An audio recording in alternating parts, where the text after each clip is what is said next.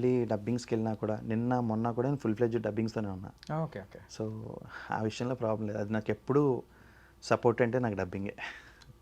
Super bro. అది great moments నాకు అవి డబ్బింగ్లో కూడా. Yeah. నేను అంటే చెప్పే క్యారెక్టర్స్ కూడా ఏ క్యారెక్టర్స్కి చెప్తున్నారు ప్రెసెంట్?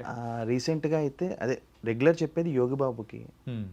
యోగిబాబుని ఈ సలార్కి రైటర్ ఆయన హనుమాన్ చౌదరి అని, ఆయన మా ప్రసాద్ అని మా డబ్బింగ్ ఇన్ఛార్జ్, మా ప్రెసిడెంట్ అనమాట. ఆయన ఫస్ట్ టైం నాకు బీస్ట్కి యోగిబాబు చెప్పించారు. ఓకే.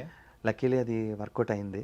ఇంకా అక్కడి నుంచి బీస్ట్, జైలరు, రీసెంట్ అంటే మేము సినిమా రిలీజ్ అవ్వకముందు పేర్లు చెప్పకూడదు కాబట్టి నా రీసెంట్ ఫిల్మ్ ఏస్.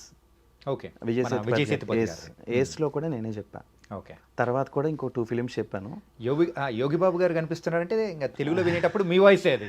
అంటే ఇక్కడ హైదరాబాద్ వరకు నా వాయిస్. Yeah, హైదరాబాద్. చెన్నైలో రాజా అని తెలిసిన నాన్న చెప్తారు.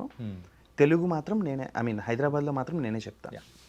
మ్యాక్సిమం గుడ్ బ్యాడ్ అగ్లీ కానీ రీసెంట్ వచ్చిన ఆయన ఏ ఫిలిం అయినా నేనే చెప్తాను. అతనికి కింగ్స్లీ శబ్దం అలా 2-3 ఫిలిమ్స్ చెప్పా.